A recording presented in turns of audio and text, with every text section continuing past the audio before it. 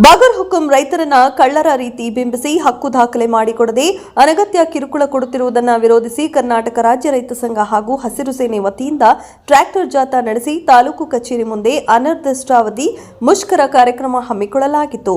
ಇನ್ನು ಪ್ರತಿಭಟನೆಯಲ್ಲಿ ರೈತ ಸಂಘದ ಜಿಲ್ಲಾ ಕಾರ್ಯದರ್ಶಿ ಬಳ್ಳೂರು ಸ್ವಾಮಿಗೌಡ, ತಾಲೂಕು ರೈತ ಸಂಘದ ಅಧ್ಯಕ್ಷ ಭೋಗಮಲ್ಲೇಶ್, ಅದ್ದೂರಿ ಚೇತನ್ ಕುಮಾರ್ ಅವರುಗಳು ಮಾತನಾಡಿ, ಶಾಸಕರು ಭ್ರಷ್ಟಾಚಾರ ಮುಕ್ತ ತಾಲೂಕನ್ನಾಗಿ ಮಾಡುತ್ತೇನೆ ಎಂದು ಹಾಗೂ ಬೇಲೂರಿನ ಅಭಿವೃದ್ಧಿಯೇ ನನ್ನ ಗುರಿ ಎಂದು ಹೇಳುವುದರಲ್ಲಿ ಕಾಲ ಕಳೆಯುತ್ತಿದ್ದಾರೆ.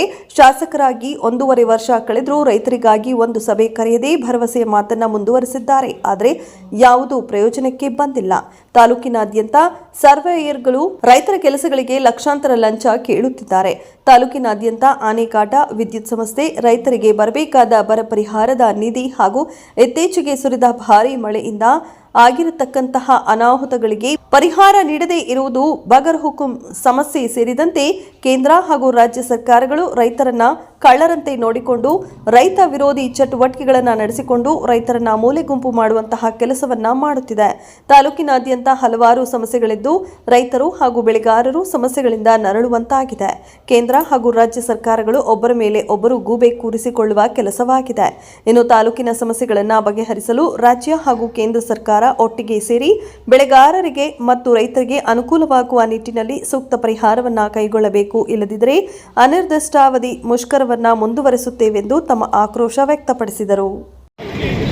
ಕಳೆದ 2022, 23, 24 3 ವರ್ಷಗಳಿಂದ ನಿರಂತರವಾಗಿ ಈ ಆನೆ ಮಾನವ ಸಂಘರ್ಷ ಏನಿದೆ ಮತ್ತೆ ಬಯಲು ಪ್ರದೇಶದಲ್ಲಿ ಚಿರತೆ, ಈ ಆನೆದು ದೊಡ್ಡ ಸಮಸ್ಯೆ. ನಮ್ಮ ತಾಲೂಕು ಒಟ್ಟು ಈಗಾಗಲೇ ಒಂದು 70-75 ಜನಕ್ಕಿಂತಲೂ ಹೆಚ್ಚಿಗೆ ಜನರ ಜೀವ ಹಾನಿ ಆದರೂ ಕೂಡ ಕನಿಷ್ಠ ಸೌಜನ್ಯಕ್ಕೆ ಸತ್ತಂಥವರಿಗೆ ಪರಿಹಾರ ಆಗಲಿ ಅಥವಾ ಅಲ್ಲಿ ಪ್ರತಿನಿತ್ಯ ಆನೆ ಮಾನವ ಸಂಘರ್ಷಕ್ಕೆ ಅದು ಜನರ ಬದುಕು ಎಷ್ಟು ಮಟ್ಟಿಗೆ ಆಗಿದೆ ಅಂತಂದ್ರೆ ಅದು ಹೇಳ್ತಿರೋದಾಗಿದೆ. ಆದರೆ ಅರಣ್ಯನೇ ಗೊತ್ತಿಲ್ಲದೆ ಇರ್ತಕ್ಕಂಥ ಒಬ್ಬನ್ನ ತಗೊಬಂದು ಅರಣ್ಯ ಮಂತ್ರಿ ಮಾಡಿ ಇವತ್ತು ಮಲೆನಾಡಲ್ಲಿ ತೋಟಕ್ಕೆ ಕಾರ್ಮಿಕರು ಬರ್ತಾ ಇಲ್ಲ. ಒಟ್ಟಾರೆ ಇವತ್ತು ಬೆಳೆಗಾರರ ಪರಿಸ್ಥಿತಿ ಅಧೋಗತಿಗೆ ಹೋಗಿದೆ. ಮತ್ತೆ ಏನು ಬಗರ್ ಹುಕುಂ ಸಾಗುವಳಿದಾರರಿದ್ದಾರೆ, ಇಡೀ ಬೇಲೂರು ತಾಲೂಕಿನಾದ್ಯಂತ ಸುಮಾರು 1460 ಜನ ಖಾತೆಯನ್ನು ಮಾಡಿದಂಥವ್ರನ್ನ ಮತ್ತೆ ಕೆಲವರಿಗೆ ಖಾತೆ ಆಗಿಲ್ಲ, ಸಾಗುವಳಿ ಕೊಟ್ಟು ಇದುವರೆಗೂ ಕೂಡ ಅವರಿಗೆ ಹಕ್ಕು ದಾಖಲೆಯನ್ನು ಮಾಡಿಕೊಡ್ಲಾರ್ದಲ್ಲೇ ಒಂದು ಕಬ್ಬಣದ ಪೆಟ್ಟಿಗೆನಲ್ಲಿ AC ವರದಿ ಕೊಟ್ಟಿದ್ದಾನೆ ಯಾರೋ ಒಬ್ಬ ಅಂತಕ್ಕಂಥ ಒಂದು ಇದನ್ನ ಇಟ್ಕೊಂಡು ಇವತ್ತವರೆಗೂ ಅದನ್ನು ಓಪನ್ ಮಾಡ್ತಾ ಇಲ್ಲ, ಅದನ್ನು ತೆಗಿತಾ ಇಲ್ಲ ಅಥವಾ ಅದಕ್ಕೆ ಏನಾದ್ರು ಒಂದು ಪರಿಹಾರ ಒದಗಿಸ್ತಾ ಇಲ್ಲ.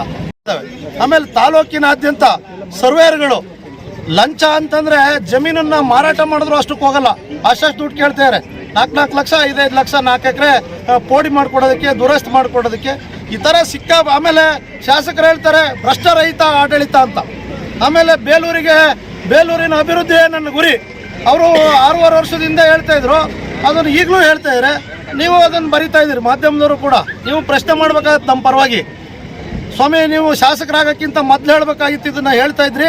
ಈಗ ಶಾಸಕರಾಗಿದ್ದೀರಿ, ರೈತರು ಬೀದಿ ಬೀಳ್ತಾ ಇದ್ದಾರೆ, ಇದನ್ನು ಸ್ವಲ್ಪ ಗಂಭೀರವಾಗಿ ಆಲೋಚನೆ ಮಾಡಿ ಅಂತೇಳಿ ನೀವು ಸ್ವಲ್ಪ ನಮ್ಮ ಪರವಾಗಿ ಮಾತಾಡಿ ಅಂತೇಳಿ ಈ ಸಂದರ್ಭದಲ್ಲಿ ಹೇಳ್ತಾ, ಈ ಎಲ್ಲ ಸಮಸ್ಯೆಗಳು ಮುಗಿಯುವವರೆಗೆ, ಈ ಎಲ್ಲ ಸಮಸ್ಯೆಗಳಿಗೆ ಸರಿಯಾದಂಥ ಸ್ಪಂದನೆ ಸಿಗುವವರೆಗೆ ಈ ಧರಣಿ ಅಹೋರಾತ್ರಿಗೆ ಮುಂದುವರಿಯುತ್ತೆ ಅಂತಕ್ಕಂಥ ಮಾತನ್ನು ಈ ಸಂದರ್ಭದಲ್ಲಿ ಕಾಫಿ ಬೆಳೆಗಾರರು ತಾಲೂಕಿನ ಎಲ್ಲ ರೈತರ ಪರವಾಗಿ ಮತ್ತು ವಿಶೇಷವಾಗಿ ಮಲೆನಾಡು ಅಂತಲ್ಲ ಬಯಲುಸೀಮೆಯನ್ನು ಒಳಗೊಂಡಂತೆ ಇವತ್ತು ಈಗಾಗಲೇ ಸ್ವಾಮಿಗೌಡರು ಮತ್ತು ಭೋಗಮಲ್ಲೇಶಣ್ಣ ಹೇಳ್ದಂಗೆ ಆನೆಕಾಟ ಬರೀ ಮಲೆನಾಡಿಗೆ ಸೀಮಿತವಾಗಿಲ್ಲ. ಕಳೆದ ವಾರ ಬಯಲುಸೀಮೆಯಲ್ಲೂ ಕೂಡ ಒಂದು ಸಾವನ್ನು ನಾವು ನೋಡಿದ್ದೀವಿ.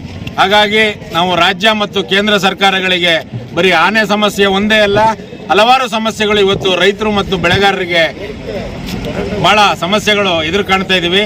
ಇವತ್ತು ರಾಜ್ಯ ಸರ್ಕಾರ ಕೇಂದ್ರ ಸರ್ಕಾರದ ಮೇಲೆ, ಕೇಂದ್ರ ಸರ್ಕಾರ ರಾಜ್ಯ ಸರ್ಕಾರದ ಮೇಲೆ ಗೂಬೆ ಕೂರಿಸುವಂಥ ಕೆಲಸ ಆಗಬಾರ್ದು. ವಿಶೇಷವಾಗಿ ಕಾಫಿ ಬೆಳೆಗಾರರಿಗೆ ಮತ್ತು ರೈತರಿಗೆ ಅನುಕೂಲವಾಗೋ ನಿಟ್ಟಿನಲ್ಲಿ ಎರಡೂ ಸರ್ಕಾರಗಳು ರೈತರ ಮತ್ತು ಜನಪ್ರತಿನಿಧಿಗಳನ್ನು ಒಳಗೊಂಡಂತೆ ಈಗಾಗಲೇ ಒಂದು ವಿಶೇಷ ಸಭೆಯನ್ನು ಆಯೋಜನೆ ಮಾಡಿ ಸೂಕ್ತ ಪರಿಹಾರವನ್ನು ಕೈಗೊಳ್ಳಬೇಕು.